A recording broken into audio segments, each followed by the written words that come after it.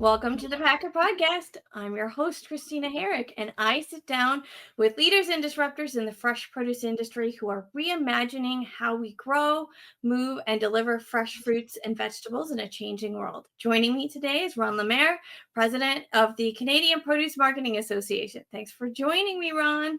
Hi, Christina. How are you? I'm good. It feels like just yesterday that I was in Montreal. It also feels like 3 years ago too, just the way this year is moving and progressing. But it's hard to believe that it was so many months ago.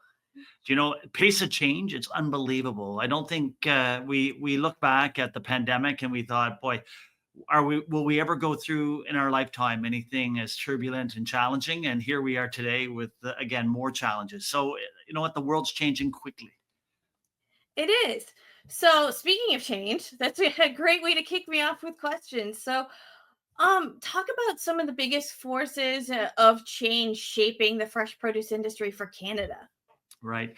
So when we sit down and look at what impacts all of our businesses, we always see some of the basics that never go away and if anything are amplified. So climate, we're seeing wildfires right across the country, and not only heat waves that are just impacting production and challenges, we're seeing it at a global level. And these challenges on production influence global flows of product, quality, and a range of other issues.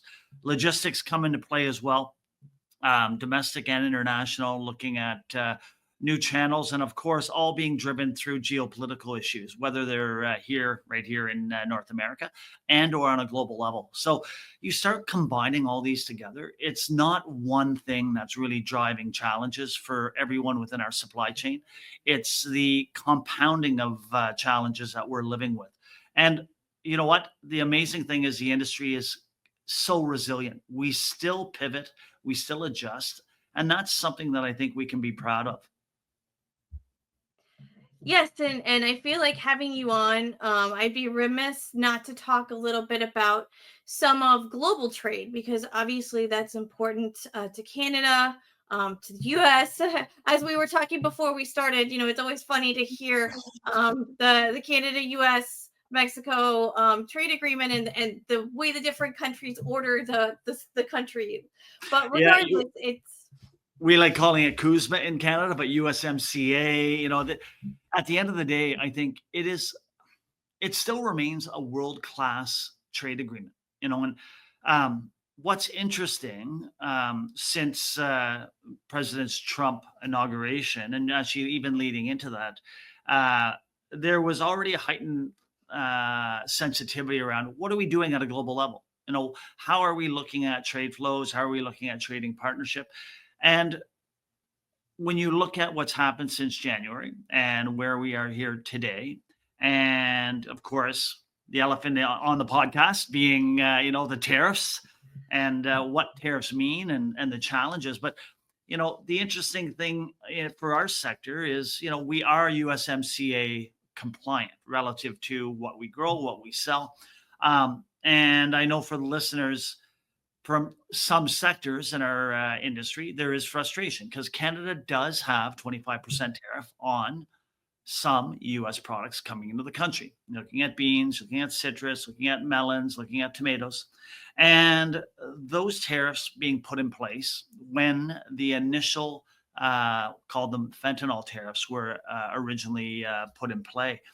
And it's interesting, we are heavily engaged with our government as well as our counterparts in the US, try and talk about how do we find that opportunity to have the tariffs removed, but also the same opportunity to look at how do we build a better trading relationship. And in our discussions with the Canadian government, they're being fairly hard fast in that while the fentanyl tariffs remain in place, it's difficult for them to retract any of the existing tariffs on fresh produce. Now, they do have mechanisms you can leverage if you're importing, which would be remission of duties. So you can request because you cannot find these products anywhere else. And lemons are a great example, where lemons are having a real hard time globally. So the US is our primary source for lemons and one of our primary sources. And it's a market that we need. So importers could apply for a remission of duty to hopefully get that 25% back to relieve some of the stress within the system. So there are tools in play, but they're not the ideal. And I think this is even more important when we sit down and look at tariffs in general. I've yet to come across any of my trade association colleagues who say tariffs are a good thing. We're all in agreement that a tariff-free, free trade environment is key to our sector, especially when you start looking at the production challenges I talked about earlier, the tight margins that we all function within. Even a 10% base tariff or, even a 5% tariff is detrimental to how we conduct business. And a big part of that is part of my biggest concern today is that the US administration has set the context for a baseline tariff discussion. And I've been to Washington a few times with our colleagues out at the Canadian Chamber of Commerce and, the automotive industry, the aluminum industry, all the big industries that are being really pounded by significant tariffs right now, Canadian side on the Canadian side. And we're at a point where we're having conversation and it's almost as though they're saying, you know what? What's the minimum we can live with? Minimum for me is zero. Like this is the reality. And the fact that we're talking about minimizing tariff frameworks and saying, maybe 10% is okay. The approach and a win for us moving forward is getting back to a USMCA framework, removal of the tariffs for fresh produce, and then go and look at if there is a tariff regime in play, how do they work on a sound science relative to the true trading relationship and the challenges that different sectors have, as opposed to just the blanket tariff. And right now, tariffs on products flowing through the US, and I'll give you an example, bananas. A majority of our bananas flow through the eastern seaboard of the US and come straight up to Canada. So we're already experiencing an added price point coming into the country on those bananas coming in and a range of other products unless they're bonded. And so when you look at that price point to the consumer, this is a challenge, which brings us back to a real big piece of the puzzle. And that is a global approach to making food a priority in policymaking. Fundamental strategy that we have to start looking at. Yes, and I think you set me up for another question that I think it makes perfect sense. You've talked about consumers and how some of these tariffs are impacting consumers. So, how does that impact Canadian consumers and their shopping behaviors? Yeah. And, I think definitely the media flowed to the US where we had quite a few Canadians identify that they were not going to buy American. There was an anti American sentiment when the original tariffs were put in place. And that sentiment remains, although we are beginning to see a softening, especially around produce. And that is positive, looking at, how do we look at that North American produce strategy? But it's not disappearing. And I think that's important to recognize because when we look at the fresh fruit and vegetable sector in Canada, $4 to $5 spent on fresh produce at retail is spent on imported product. And a majority of that comes out of the US. Now, the US is such a big trading partner for us, as well as Mexico. Looking at North America as a whole and looking at it as an integrated market is key on driving food security, on driving the right price for the right product at the right time, and making sure that food as a priority focus is key in driving consumption. And right now, we're seeing consumption fairly static in Canada. We're seeing price still a driver. We're seeing consumers still shopping at discount and mass merchants. Really feeling the impact where discount banners are still thriving, and you're looking at club stores also doing well relative to value proposition. So all these pieces of the puzzle, we need to turn around and start looking at, all right, how do we get back on track? How do we get Canadians looking at American product and saying, you know what, I am going to accept it. They're part of the family, so to speak, in produce. And we need to make sure we bring a strategy together that links Canadian, links American, links Mexican, and we drive a business strategy forward that wins for everybody. That makes perfect sense to me. And it's interesting to hear kind of obviously, when I was in Montreal, we were kind of just hearing some of the effects of Canadian shoppers' behavior and a little bit of that sentiment. So it's interesting to see a few years, or a few years, good grief, a It few feels like months. that. I It know, does it feels feel like like it, that. doesn't I it? know.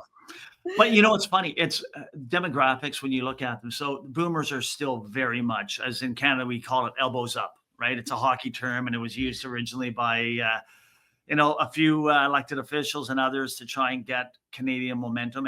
And if anything, I will say anecdotally, the tariff model that came into place consolidated and really drove Canadians to come together. And you know what? That's a positive for the Canadian identity and the entire country to rally. But we also have to be pragmatic on this. And when we sit down and look at where do we get our food, how do we get our food for fresh produce? Where works, as you know, and I'm not telling anything, no one doesn't know on this podcast, but highly perishable food that needs to move at a very fast pace and get to market very quickly. So when you're looking at that, we do have, and I'm talking on the global level, shifts in trade flows. With the tariffs on citrus, we've seen Morocco, Egypt, South Africa, other geographic zones that we've traditionally done business with now increase. Australia citrus increasing coming into the Canadian market, and all because of price point, right? Opportunities to gain market access. Now, is that going to go away? Probably not. They've begun to establish themselves. Canadians have begun tasting samples and increased volumes from different parts of the world. So only time will tell. But the bigger question here comes back to if you grow a product and you only have a window where North America is your market because of perishability, we need to make sure we get rid of the tariff framework. We need to make sure we have open flow of trade across borders. We need to begin addressing some of the basics that we forget about, right? Where's our labor? Where's our trucking? Do we have enough trucks? Is there a strategy looking at what our labor force is coming down the pipe? All of these things are key. And funny enough, when we sit down and look at it, the consumer at the end holds the power, right? If they are buying and they are increasing consumption, we all win. So we have to regain the confidence of consumers.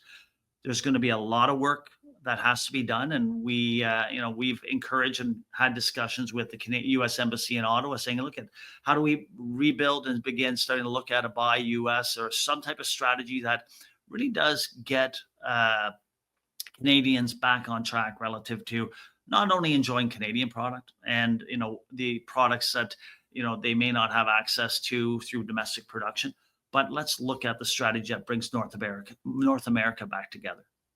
That's interesting. Well, obviously, we'll want to hear more about that as conversations continue, and you know where to find us. Well, it's funny. We, like, as I mentioned, because we're so driven on the global arena because of the volume of product, the cultural mosaic in Canada being very diversified and every region being a little different. We're seeing a higher volume actually of Asian strategies happening in Western Canada. We are seeing a massive increase in the South American programs that are being driven. Um, but what's really interesting is when we start looking at, how do we cultivate and develop other trading relationships, and what the deals are. The Canadian government, as a note, has been very aggressive on uh, their free trade discussions with these other regions. And what, this is a fast track that I think we have not seen in the past, and a big part of it is driven because of the current trading environment. Prime Minister will be in Mexico next month in September to look at what the Canada-Mexico arrangement looks like. CPMA has been active working with the potato industry in Canada and apple industry to build better direct trading relationships with Mexico for apples and potatoes. So, and our other key partners. So, all of these things that have sort of been on the side of everyone's desk in the past have been really pushed forward.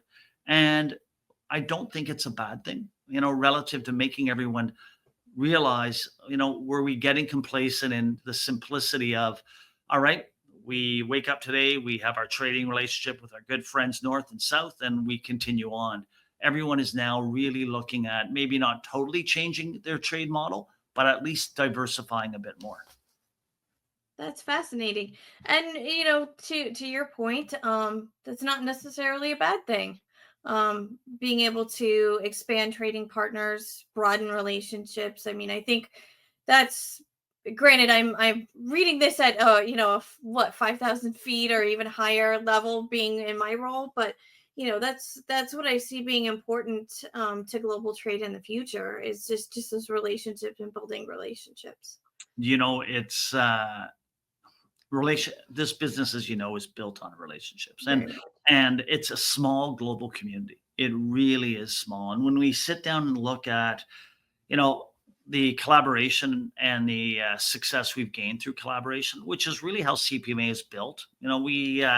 We look at our partners around the world and how we need to work with them to access the markets that have the potential of growing a business relationship with the Canadian market. And it's really interesting to see how all those partners are really open to looking at new opportunities. So, you know what, it's changing time, and I think it is a positive. I think the biggest piece also that comes back into it is, around all this in the past, there wouldn't have been as much opportunity without some of the innovative tools that we have at our disposal. And that's, I think, a real big next step for us is accepting technologies and moving forward with some new opportunities to drive business. Oh, you were just setting me up question after Ah, question. This is perfect. And just for anyone tuning in, we did not practice this. no, So this is exactly right.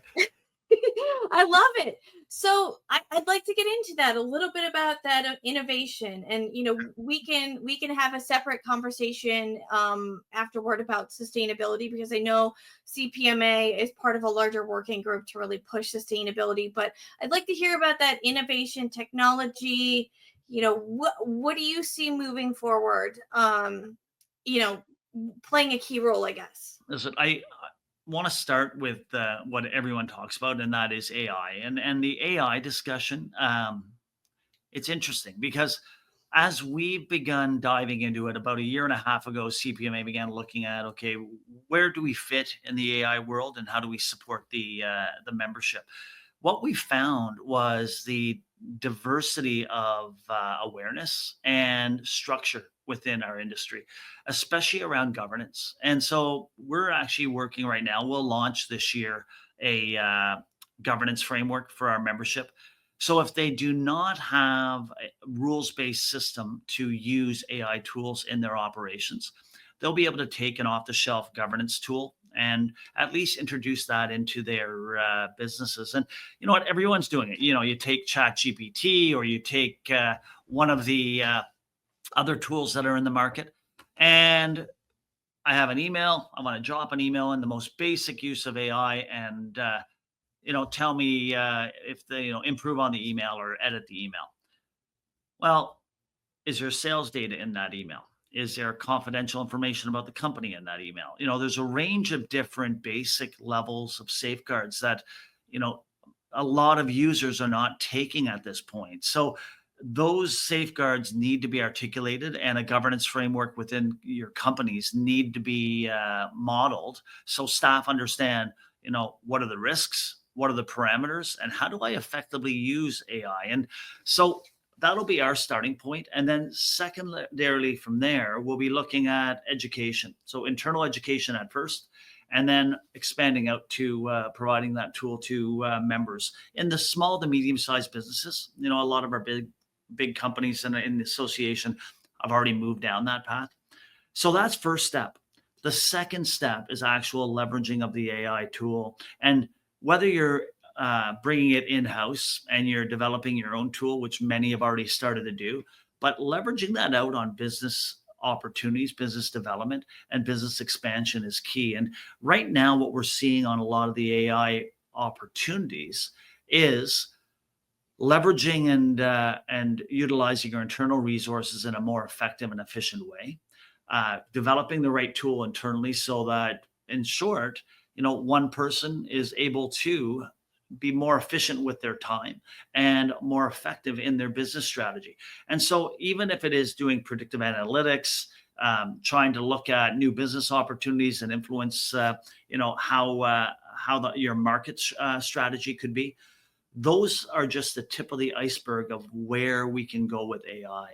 And then on the farm, looking at efficiencies, going through the supply chain, understanding where you have potential challenges in your businesses, where we used to do Lean Sigma Six models, now can be done without a massive team of consultants using AI internally. With the caveat, you need a subject matter expert still to be able to turn around and validate what you're getting out of your AI tool. So, starting point with AI, so much more coming down the pipe. But then, even going beyond that, where are we going now on expanding the distance of shipping our perishable products? New innovative tools coming out that are looking at supply chain logistics. And we're actually hosting a supply chain summit to bring together industry to start talking about, where and how are these innovations going to drive change in our business to try and expand those markets beyond our traditional geographies. But at the same time, look at some of the challenges we're seeing in logistics, on how do we address and deal with them to be more collaborative and focus on driving opportunities within the produce industry. So, AI, looking at logistics and supply chain innovations, and then the other piece around this, and people forget about it, people itself, the industry individuals that we're looking at, how are we actually training and ramping up these new people coming into the business? And I go back to a big piece that I think is a bad word in many countries now, but something we have to revisit, and that is immigration. Everyone looks at immigration, and in Canada, the U.S. is, it's causing an issue because in housing, it's causing an issue relative to some labor shortages.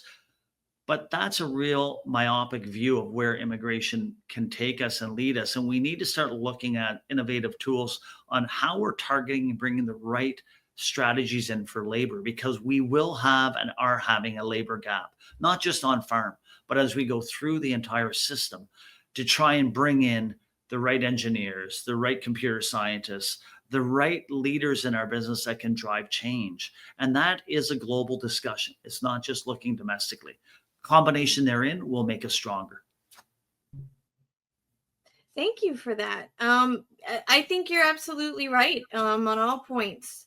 So I feel like another part of the conversation, as I asked you before, is obviously CPMA's work on sustainability. What in my mind, it's a very difficult challenge to tackle, just because, as you all know, and everyone honestly tuning in knows, there's a lot of different commodities, and each one of those commodities might have a different packaging need. A cherry tomato versus an apple. So talk a little bit about what CPMA is doing, and kind of where that's being driven. Is that consumer driven? Is that European driven? Obviously, Europe is having its own conversations. So talk to me a little bit about sustainability and what you in the industry are working on.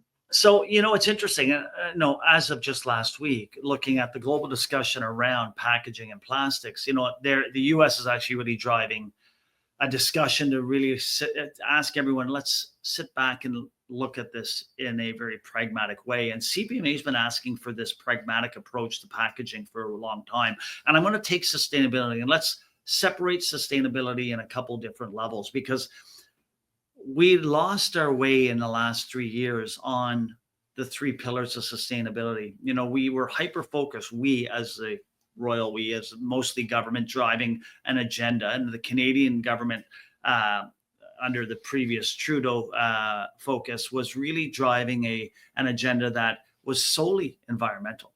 And you have to really sit down and make sure you're bringing the social and you're bringing the economic lens in, because without 3 legs of the stool, you truly don't succeed. And so we've been asking for this readjustment or refocus, and we're beginning to see that now. Now, in Canada, we have a new prime minister. That prime minister is hyper focused right now on making a one economy focus in Canada, breaking down interprovincial trade barriers, rebuilding an economic engine in Canada that's not so reliant on all of our trading relationships, similar to what you're seeing in the US.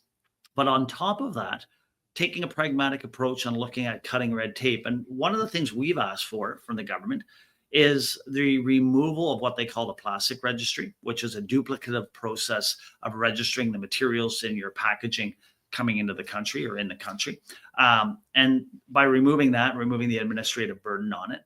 And then on top of that, starting to look at some policy strategy that would make sense. So you hit it on the head earlier. Packaging is essential in our business. We recognize that there is a way to minimize, whether it's through lightweighting or whether it's through innovative technologies or using another material type. But you still need to look at the shelf life. You need to look at the conveyance properties, and you need to look at the food safety properties of the package. And when you start diving deeper into the requirements of each commodity, you really break it down into segments. And that's what CPMA is doing, and working with government to try and focus on, all right, if we're going to move forward doing the right thing on sustainability, keeping an economic lens on this process to make sure it makes sense, that we're not driving, as I mentioned earlier, what is our food policy or produce food policy? And are we adding cost into a system that consumers are going to make choices on maybe not buying produce if the cost centers go too high? Or if we make the wrong packaging decision, we see massive volumes of food waste increase, which drive again price. So how do we move forward? Fundamental. So we have a working group that has been looking at packaging. We now have a full sustainability working group or committee focusing on the broader context, looking at everything from our carbon discussion, which is the next thing coming down the pipe of how we're looking at carbon within our industry and where energy goes. We have the focus on packaging still. And then the bigger discussion is sustainability onto itself. And what are we doing on sustainability schemes? Because there's 9 million of them out there. And when a buyer asks you, or the government asks you, what are you doing on sustainability? We need to be able to go to where we were in food safety back in the late 90s. And when I started in produce, it was like sustainability, food safety. There were schemes everywhere. We moved towards a GFSI based benchmark scheme. So now we have a harmonized approach globally. We need to move in that same way on sustainability. So if I'm a grower, packer, shipper being asked by a customer or by government to follow a sustainability scheme, I know I have a focused approach on what the standardization of that scheme is. So I'm not having to carry 5 to 10 different schemes and audited to 5 to 10 different audits and adding massive costs into my system. And at the end of the day, determining, is this a pre-competitive discussion or competitive? Because sustainability cannot be competitive. We go back to it should be environmental, social, and economic. And if we do that, it has to be a pre-competitive discussion. So I jumped around a little bit there, but the reality is we have to look at sustainability as a whole. Packaging is one piece. We are trying to drive a North American strategy with Western growers. We have a packaging working group that's brought together grower, packers, shippers from across North America to look at direction to industry. So you ask, who do we have to focus on? The consumer is too big of a endeavor. We need industry to understand what are the best tools and practices they need to do to create the best packaging for their product. And then from there, convey that to the consumer. And the consumer at the end, through our data in Canada, is now asking the basic pieces. Give me a product that's fresh, convenient, and packaging does play a role. They do recognize that. Do they want to minimize it? Of course they do. It's motherhood and apple pie. But the key is, how do we get there, and how do we get there and still address the consumer demand for being sustainable, but at the same time, make sure they're getting the best possible quality product in the most sustainable way. And that goes from the front end and how we use our water, how we use our land, how we produce, how we use our crop inputs, all the way through What is our logistics strategy, ensuring that we use the right energy and right tools to get product from farm to buyer? And then from the buying side, what is the infrastructure that we're using on the buy sell relationship on our sustainability strategies within the facilities themselves? So the complexity is where we are going at CPMA to try and bring all of those pieces together, if that makes sense. Yes, it does. And I think, just in your answer, you alluded to, I don't want to say the complexity, but just how many different facets of the sustainability umbrella that you need to incorporate, think about, and focus on Yeah. as we're setting these guidelines or as we're trying to establish some expectations. So it's fascinating. And you Um, hit it on the head on earlier, talking about Europe. Europe has been a driver, right? But even now, there's a massive learnings that have happened through excessive regulatory approach that actually was counterproductive to the sustainability strategy. And I think everybody has now realized that. Is it going to change overnight? No, there's still an agenda, right? There are groups out there that have an agenda and they feel we have to throw the pendulum very, very far to the left to achieve that agenda.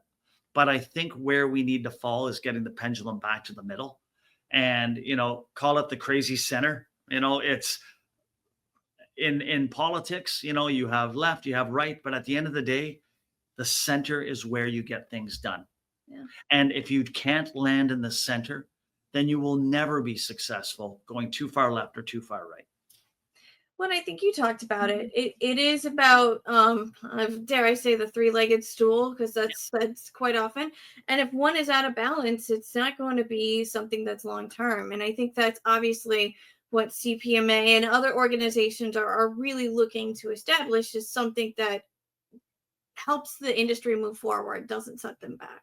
And it has helped the entire industry. So, in Canada, we had the entire supply chain around the table and the packaging strategy, and the preferred plastics guide and our packaging website giving direction, and that's where we're going to be going with WGA and our partners in the U.S. First strategy was making sure we got our ducks in a row at the grower packer shipper, and then next strategy is bringing in retail partners to make sure retail side aren't asking for things that they don't need. And I think that's important because it can be a little bit of squirrel environment, right? Like, oh, there's something new and shiny. Oh, there we go here. The reality is, let's be smart, let's be pragmatic, and let's give the consumer a tool they'll be happy with that's going to give us the right price for the product, not going to drive costs into the system, going to maintain freshness and quality, and going to showcase. And this links a bit into innovation because the biggest argument we always had was where we could, if we remove all packaging from produce, industry won't innovate because the cost of innovating and then differentiating your product. So if I'm growing a new tomato and it's a massive different flavor and look and feel, if I'm just selling that in bulk, there's no way to differentiate it in store. So how do we continue to drive innovation and leverage the right packaging for that innovation? Yes, that's a very good point. Well, I think I've kind of hit the end of my main questions. Now, I have a few fun ones that I hope you're going to Okay. be a good sport for. All right. And I haven't told anyone else this, but you can feel free to pass if you don't want to. But these are our Oh first boy. take All right. questions. I think you'll do just fine. So, what's something someone would be surprised to learn about you? Surprised to learn. Growing up, so I grew up in Ottawa, and my father grew up on the farm, and my mom's came from the city, but her grandfather from the farm. So they were very urban, but very rural focused in some ways. And my dad always missed it. So we were a registered farm in the city, and we had over 200 chinchillas in our basement. Sounds Oh, crazy, but my brothers and I, we'd have to change the sawdust, and they would have sandbaths to stay clean. So my father was a chinchilla rancher. And again, you go back, this was big back in the 70s, and he used to, you know, ranch chinchillas, and was one of the biggest ranchers in Canada, selling the furs and doing all that. And that led into having all sorts of animals around the house. I had a pet duck growing up. I had rabbits. I had dogs, and it was a little bit of an urban farm before urban farming became the big thing. Wow, I never Chinchilla Ranch would not have been on my list of things to expect to hear out of this conversation. So No, that's it's but that's not why I love these something questions. you never hear about chinchillas. Again, it's a very 70s thing. Yeah. Um. So this your last answer may dovetail into this next one. If you weren't doing what you're doing now, what's your dream job? You know what? It's funny. I love sports, and before I actually came to CPMA, I worked for the Montreal Expos AAA team as their marketing manager, and I still have a love for sports. And I do find if you're looking at business and marketing, it's one of the most dynamic environments you could ever work in. Working at the executive level in a major league team, whether hockey, baseball, basketball. Actually, I would love to do basketball because basketball is an event unto itself every game. So, yeah, that would be wonderful working in sports. I'm sure you've heard. Have you heard of the Savannah Bananas? Yeah, yeah, I Okay, know I was them. gonna say if I you're follow interested them. in marketing, that's in my mind is like the They took that team, unbelievable story on how and how they developed that team and how they grew that fan base. absolutely. All right, so this one I don't actually know what you're going to say. If you could instantly fix one challenge in the fresh produce industry, what would it be? Only one. You only get one. Silos. We continually talk about collaboration, and we continually, whether it's on purpose or just because we're all so busy, we get our head down and just drive forward. But we are working. We continually see silos within our sector, and driven, sure, because we're commodity driven. Everyone, apples are apples, oranges are oranges, and so on. But the core issues are the same for everybody, and whether association silos, whether industry silos, whether government silos, the silos are all there, and we need to break those down because the reality is we can achieve so much together in collaboration compared to what we continually fight in a siloed environment. That's a good answer. All right, last one. So, what's something inside of ag or out of it that you think more people should be paying attention to? Aging demographics. So when I started, I did not have any gray in my hair or beard, and I was one of the young guys coming into the industry. And I remember thinking, man, the industry is made up of a lot of old guys. And over time, things were changing, and now we've gone almost through that full cycle again. And you know what? We have an issue. We have an issue on the farms. We have an issue in well, all segments of our supply chain Mhm. on how are we attracting new talent, how are we retaining talent, and what is the long game. Because we are seeing consolidation because of for a range of different issues, but you know the lack of talent at the farm level is one of the biggest fundamental pieces. I've talked to more farmers that are sitting there saying, you know what, I just don't have anyone that wants to take over the farm. So they're either selling to farming partners and or private equity is coming in, or they're selling if they can and building houses on agricultural land, right? Like all of these things really does come back to the basic element of people. And this goes back into the bigger discussion about what are the creative strategies we need to put in play to attract more people to our industry and understand that we're not just about the farm. We have an entire supply chain to retail food service that are amazing careers. And how do we get more into it? Well, thank you for that answer. I feel like that's a whole podcast topic into It itself. is. It is. Well, thank you so much, Ron, for joining me. It's been a pleasure as always. I feel like I'll have to have you back on the podcast to talk a little bit more about everything. I just enjoy hearing your insights. Happy to, and we will be in Texas actually.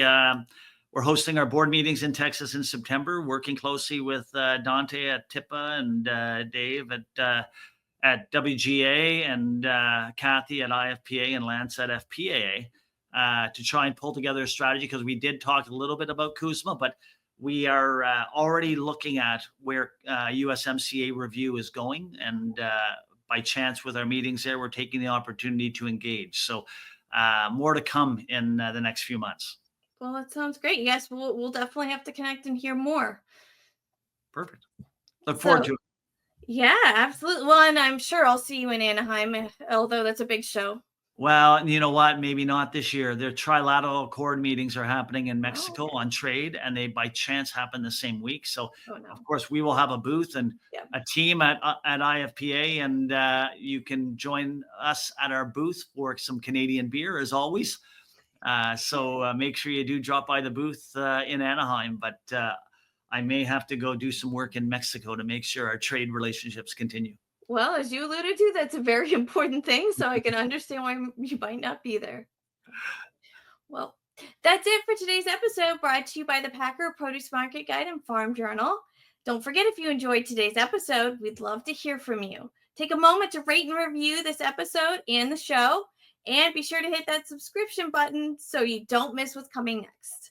Thanks for tuning in and for all you do to keep fresh produce moving forward from field to table. Bye.